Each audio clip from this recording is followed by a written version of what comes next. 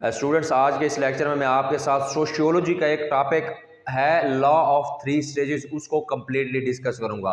ये सोशियोलॉजी का topic law of three stages present किया था सोशियोलॉजिस्ट अगस्त कॉम्पटन ने। सबसे पहले मैं इसको थोड़ा सा बेसिक कंसेप्ट बता के उसके बाद मैं आपके साथ law of three stages discuss करता हूँ। तो अगस्त कॉम्पटे जो था ना, Auguste Comte was the first person in the history of mankind who proclaimed the law of three stages. His thought of proclamation of law of three stages become later the cornerstone of his thought। यानी कि अगस्त कॉम्पटे पहला बंदा था जिसने law of three stages को proclaim किया और जो के बाद में इसकी थॉट का एक कॉर्नर स्टोन बना। कॉम्पटा जो है उसका ख्याल था कि human thoughts undergo three stages during its evaluation and development, के ह्यूमन थॉट्स तीन स्टेजेस से गुजरी है अपनी इवेल्युएशन और डेवलपमेंट में। तो यही तीन स्टेजेस जो है हम उसको बोलते हैं law of three stages by Auguste Comte, जो कॉम्पटे ने रिप्रेजेंट किया था। तो सबसे पहले मैं आपके साथ फर्स्ट स्टेज डिस्कस करता हूं। तो फर्स्ट स्टेज जो है बेसिकली उसको हम बोलते हैं थियोलॉजिकल स्टेज। थियोलॉजिकल स्टेज जो थी वो सबसे पहले दौर की स्टेज थी। तो थियोलॉजिकल स्टेज कहती है कि ड्यूरिंग द प्रिमिटिव स्टेज, के इब्तदाई स्टेज में जो अर्ली मैन था उसका बिलीव था कि फेनोमेना ऑफ नेचर जो है वो क्रिएशन है सुपर नेचर की।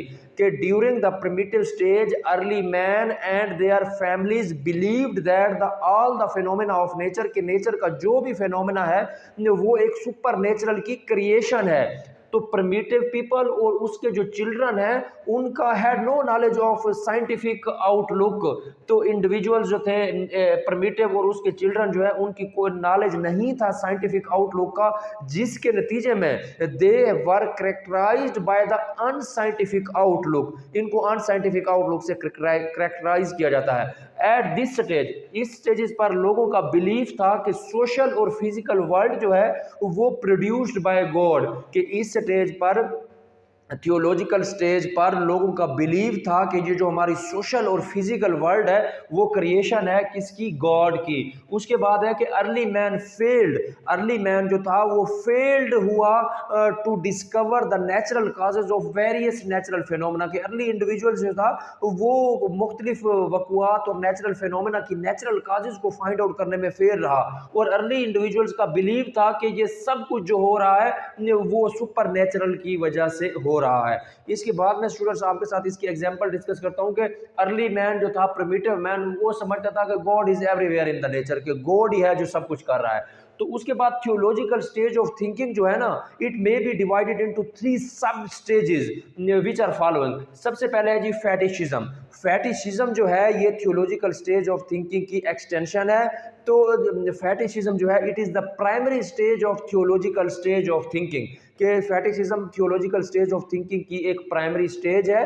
इस स्टेज पर पीपल बिलीव्ड दैट, इस स्टेज के अंदर लोगों का बिलीव था कि there is a living organism in non living object, कि नॉन लिविंग ऑब्जेक्ट के अंदर लिविंग ऑर्गेनिजम्स जो हैं वो एग्जिस्ट करते हैं, लाइव करते हैं, सर्वाइव करते हैं। This was otherwise known as animism. अगर कोई बंदा इसको नहीं मानता था तो उसके साथ दुश्मनी थी।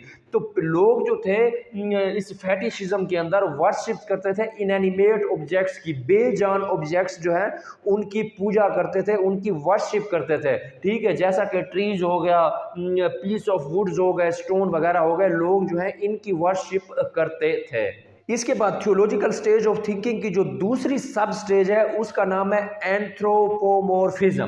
एंथ्रोपोमोर्फिज्म जो थी वो एक सर्टेन लेवल पे ऊपर आकर स्टेज थी। थियोलॉजिकल स्टेज ऑफ थिंकिंग के अंदर जो एंथ्रोपोमोर्फिज्म है, इसके अंदर, इस स्टेज के अंदर लोगों ने सोचना शुरू किया कि ये कैसे मुमकिन है, how it is possible that there is a living organisms in non living object, कि कैसे मुमकिन है कि ये बेजान चीजें जो हैं उनके अंदर जानदार चीजें कैसे आ गई हैं। So the people at that point of time got doubt about this concept. लोगों ने सोचना शुरू किया कि ये वो मुमकिन कैसे है, ये पॉसिबल कैसे है। तो लोगों ने इस पर डाउट करना शुरू कर दिया। तो तीसरी जो स्टेज है थियोलॉजिकल स्टेज ऑफ थिंकिंग की सब स्टेज, वो है पॉलीथिज्म।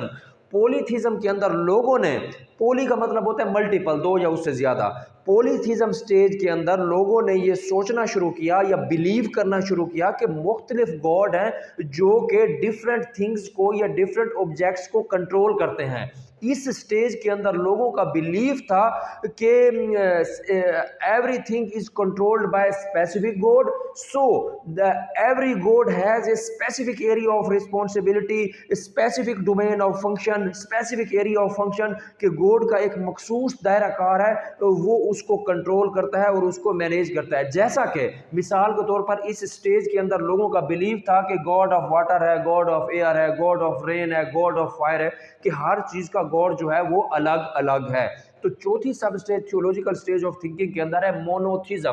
मोनोथीज्म के अंदर लोग जो है उन्होंने सोच, मोनो का मतलब होता है एक, monotheism stage theological stage of thinking की एक ऐसी सब स्टेज है जिसके अंदर लोगों ने बिलीव करना शुरू किया कि गॉड सिर्फ एक है जो कि कंट्रोल करता है दुनिया की हर चीज को। So monotheism stage we can say it the simplification from many god to single god, के मोनोथीज्म जो है सिंप्लीफिकेशन है from many god to one god. तो दूसरे नंबर पे हमारे पास जो स्टेज है वो उसको बोलते हैं metaphysical stage. Metaphysical stage started about 1300 ADs, यानी कि आज से कोई लगभग 7-8 साल पहले जो है मेटाफिजिकल स्टेज स्टार्ट हुई है। तो ये स्टार्ट हुई है 1300 AD में और it lives shorter period of time रफली अबाउट 1800, कि 1300 AD से वो शुरू हुई है और रफली सर्वाइव किया इसने 1800 AD तक। ये स्टेज जो थी ये एक्सटेंशन थी थियोलॉजिकल स्टेज ऑफ थिंकिंग की। इस स्टेज के अंदर ड्यूरिंग दिस स्टेज, इस स्टेज के अंदर रैशनलिज्म और rationality was growing. People believe for rationalism and rationality. मैं आपको बताऊं कि रैशनलिज्म जो है वो बताती है कि God is not behind directly all of the natural phenomena. Rationalism कहती है कि गॉड जो है वो डायरेक्टली बिहाइंड नहीं है all the phenomena of nature, जबकि रीजनिंग कहती है कि God is an abstract being. Reasoning क्या कहती है? God is an abstract being. तो मेटाफिजिकल स्टेज ऑफ थिंकिंग के अंदर लोगों का बिलीव था कि अब्स्ट्रैक्ट पावर जो है वो हर दुनिया के फिनोमेना को, दुनिया के हर फिनोमेना और एक्टिविटी को डिटरमाइन करती है और गाइड करती है। Under the metaphysical stage it was believed that abstract power guide and determine the events of world. तो इस सूरत में जो बिलीफ ऑन कंक्रीट गॉड की जो इंडिविजुअल की थिंकिंग थी वो डिस्कार्ड हुई है। The thinking on belief of concrete god has been discarded in the metaphysical stage of thinking. तो लॉज जो थे वो रिमेन हुए अंडर कंट्रोल ऑफ स्टेट। तो तीसरी जो स्टेज है law of three stages August Compton ने जो प्रेजेंट किया उसके अंदर वो है पॉजिटिव और साइंटिफिक स्टेज। 1300 AD से 1800 AD तक जो स्टेज थी उसको हमने मेटाफिजिकल स्टेज कहा और 1800 के बाद वाली जो स्टेज है इसको हम बोलते हैं पॉजिटिव और साइंटिफिक स्टेज। तो finally in 1800 AD the world inter into A positive stage, कि वर्ल्ड जो है 1800 सन के अंदर 1800 AD के अंदर पॉजिटिव स्टेज में इंटर हुई। This positive stage represent the scientific way of thinking. ये पॉजिटिव साइंटिफिक स्टेज जो है ये रिप्रेजेंट करती है साइंटिफिक वे ऑफ थिंकिंग का। The positive and scientific knowledge, positive और scientific knowledge is based on fact whereas the facts are gathered from observation, experiments and research. कि scientific या positive stage जो है वो base करती है scientific knowledge पे और साइंटिफिक नॉलेज बेस करता है फैक्ट पे। ये फैक्ट कहाँ से आता है? ये फैक्ट हमारे पास आता है through observation, through experiments, through research. उसके बाद ये दूसरा पॉइंट है the 19th century mark the beginning of positive stage. तो 19th सेंचुरी जो है उसने पॉजिटिव स्टेज की बिगनिंग को मार्क किया, in which observation predominate the imagination. तो साइंटिफिक स्टेज के अंदर लोगों की जो ऑब्जर्वेशन थी उसने प्रीडोमिनेट किया लोगों की इमेजिनेशन पर। यानी कि लोग जो थे साइंटिफिक स्टेज से पहले लोगों का एक बिलीव था कि ये ऐसे होना है, ठीक है, उसकी काजेस, कंसिक्वेंसेज और इवेंट्स जो है उसके जो इफेक्ट्स थे उसको साइंटिफिकली फाइंड आउट करने से लोग फेल हुए थे। उन्होंने जहन में एक इमेज बना लिया था कि इमेजिनेशन बना ली थी कि वो ऐसे होना है। तो साइंटिफिक स्टेज के अंदर ऑब्जर्वेशन ने इमेजिनेशन को प्रीडोमिनेट किया।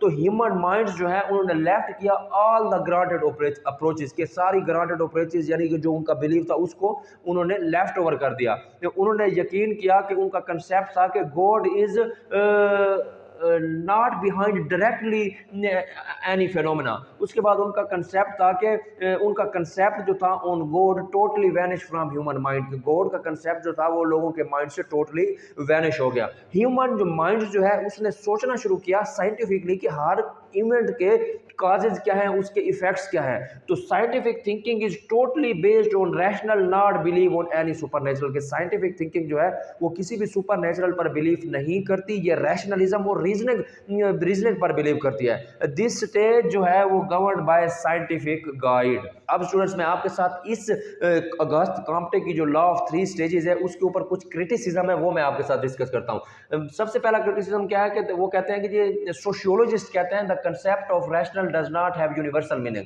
तो जो रैशनल का concept law of three stages के अंदर अगस्त कॉम्पटे ने दिया है उसके कोई यूनिवर्सल मीनिंग नहीं है। What is rational in one society it may not be on in other society. दूसरे नंबर पे बोगर दस जो था उसने कहा है कि कॉम्पटे जो है failed to postulate fourth mood of thinking I socialised thinking. Comte कहता है कि चौथा मूड ऑफ थिंकिंग जो है, फोर्थ मूड ऑफ थिंकिंग जो है वो भी कॉम्पटे को रिप्रेजेंट करना चाहिए था। बोगर दस कहता है उसका नाम है सोशलाइज्ड थिंकिंग। तो कॉम्पटे जो है सोशलाइज्ड थिंकिंग को अपना पोस्टल्यूट करने में फेल हुआ है। तीसरे नंबर पर है टीमा शेफ। वो कहते हैं कि टीमा शेफ कहता है कि the law of three stages could not stand the fact of test, could not stand the test of fact. चौथे नंबर पे वान जो है वो कहता है कि लॉ ऑफ थ्री स्टेजेस की जो फाउंडेशन है वो प्योरली नेगेटिव और डिस्ट्रक्टिव है, ये पावरलेस टू कंस्ट्रक्ट है। तो स्टूडेंट्स ये था मेरा आज का लेक्चर जिसमें मैंने आपको अगस्त कॉम्पटे की लॉ ऑफ थ्री स्टेजेस और उसके ऊपर मुख्तलिफ क्रिटिसिज्म बताए। मिलते हैं अगले लेक्चर में, तब तक के लिए मैं इजाजत चाहूँगा। थैंक यू, अल्लाह हाफिज़।